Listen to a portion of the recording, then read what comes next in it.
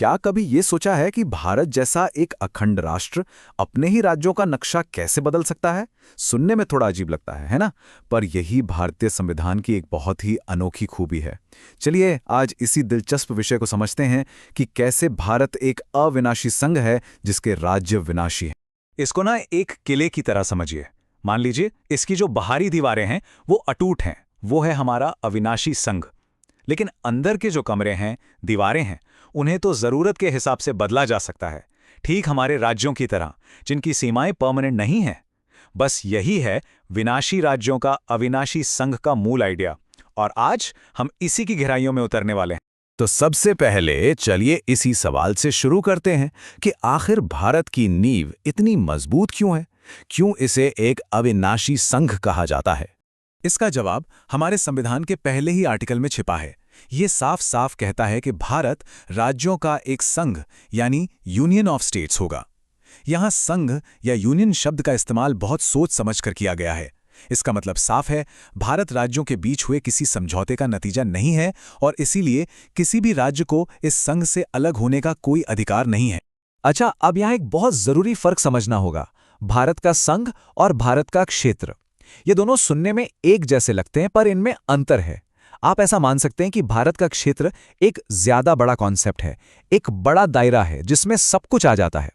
अगर इसे और आसान भाषा में समझें तो भारत का संघ में सिर्फ और सिर्फ राज्य आते हैं, लेकिन जब हम भारत का क्षेत्र कहते हैं तो उसमें राज्यों के साथ साथ केंद्र शासित प्रदेश और भविष्य में भारत द्वारा अधिग्रहित किए जाने वाले इलाके भी शामिल होते हैं।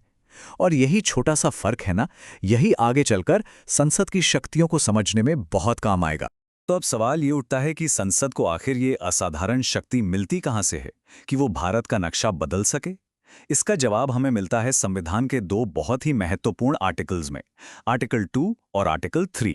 ये दोनों आर्टिकल्स अलग अलग काम करते हैं।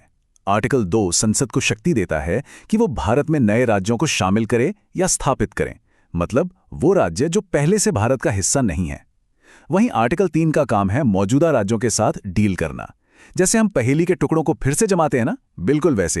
और आर्टिकल 3 की शक्ति सच में बहुत व्यापक है। जरा सोचिए, संसद कानून बनाकर किसी राज्य से उसका कुछ हिस्सा अलग करके एक नया राज्य बना सकती है, किसी राज्य का एरिया घटा या बढ़ा सकती है, उसकी बाउंड्री बदल सकती है और यहां तक कि उसका नाम भी बदल सकती है। इसका मतलब सीधा सा है कि भारत में राज्यों को अपनी सीमाओं की कोई गारंटी नहीं है। तो ये तो हो गई थ्योरी की बात। चलिए अब देखते हैं कि असल जिंदगी में इस पावर का इस्तेमाल कब और कैसे हुआ और इसने भारत के नक्शे को कैसे हमेशा के लिए बदल दिया। 1950 के भारत और 1956 के भारत के नक्शे में जमीन आसमान का फर्क दिखता है। ये बड़ा बदलाव आया 1956 के राज्य पुनर्गठन अधिनियम से, जिसने देश के अंदरूनी नक्शे की पूरी कायापलट कर दी। पुरानी प्रशासनिक इकाइयों को खत्म करके भाषा के आधार पर 14 राज्य और 6 केंद्र शासित प्रदेश बनाए गए, और ये शायद इस पावर का सबसे बड़ा, सबसे इम्पैक्टफुल एग्जाम्पल है। और ये कहानी 1956 पर ही खत्म नहीं हुई, ये सफर चलता रहा। 1975 में सिक्किम भारत का 22वां राज्य बना, फिर 1987 में गोवा को एक पूर्ण राज्य का दर्जा मिला, और हाल ही में 2014 में आंध्र प्रदेश से अलग होकर तेलंगाना का गठन हुआ। लेकिन ये सब होता कैसे है? मतलब किसी राज्य की सीमाओं को बदलने का असल प्रोसेस क्या है, ये जानना भी उतना ही जरूरी और दिलचस्प है। आपको लगेगा कि ये बहुत कॉम्प्लिकेटेड होगा, पर इसकी प्रक्रिया असल में काफी सीधी है। सबसे पहले तो ऐसा कोई भी बिल संसद में सिर्फ राष्ट्रपति की सिफारिश के बाद ही पेश किया जा सकता है। फिर राष्ट्रपति उस बिल को संबंधित राज्य की विधानसभा के पास उनकी राय जानने के लिए भेजते हैं। और अब आता है सबसे दिलचस्प हिस्सा। राज्य की जो भी राय हो उसे मानना संसद के लिए जरूरी नहीं है, मतलब वो बाध्यकारी नहीं होती। और आखिर में इस बिल को संसद में एक सिंपल मेजॉरिटी यानी साधारण बहुमत से पास कर दिया जाता है। और एक और मजेदार बात, हमारे संविधान का आर्टिकल 4 ये साफ कहता है कि आर्टिकल 2 और 3 के तहत किए गए किसी भी बदलाव को संविधान का संशोधन नहीं माना जाएगा। इसका मतलब ये हुआ कि इसे एक नॉर्मल कानून की तरह सिंपल मेजॉरिटी से पास किया जा सकता है। इसके लिए आर्टिकल 368 वाली मुश्किल प्रक्रिया और विशेष बहुमत की कोई जरूरत नहीं है।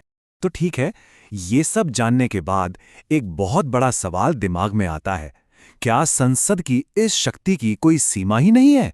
क्या संसद आर्टिकल 3 का इस्तेमाल करके भारत की जमीन का कोई टुकड़ा किसी दूसरे देश को दे सकती है? इस सवाल का जवाब हमें मिला 1960 में एक बहुत ही फेमस केस में, Berubari union case. Supreme court ने इसमें साफ कर दिया कि आर्टिकल 3 की शक्ति सिर्फ देश के अंदर राज्यों में फेरबदल करने के लिए है। ये संसद को भारत की जमीन किसी दूसरे देश को देने की शक्ति नहीं देती।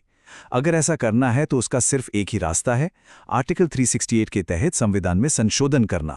तो क्या अदालतें संसद के इस फैसले में दखल दे सकती हैं? इसका जवाब है हाँ, लेकिन एक बहुत बड़े लेकिन के साथ। उनका रोल बहुत लिमिटेड है। सुप्रीम कोर्ट इस बात की जांच नहीं कर सकता कि संसद का फैसला सही था या गलत, या राज्य का बंटवारा क्यों किया गया। अदालतें सिर्फ ये देख सकती हैं कि जो प्रोसेस तय है उसका ठीक से पालन हुआ या नहीं। तो आखिर में सवाल ये है कि इस पूरे सिस्टम के पीछे की सोच क्या है? हमारे संविधान बनाने वालों ने आखिर ऐसी अनोखी व्यवस्था क्यों बनाई? चलिए अब पूरी पिक्चर को समझते हैं। तो चलिए इन चारों आर्टिकल्स को एक साथ रखकर पूरी पिक्चर देखते हैं। आर्टिकल 1 कहता है कि भारत एक अविनाशी संघ है। आर्टिकल 2 नए राज्यों को जोड़ने की पावर देता है, तो आर्टिकल 3 मौजूदा राज्यों को बदलने की, और आर्टिकल 4 ये पक्का करता है कि ये पूरा प्रोसेस फ्लेक्सिबल और सिंपल रहे। ये पूरा ढांचा दिखाता है कि हमारे संविधान बनाने वालों की सोच कितनी दूर की थी।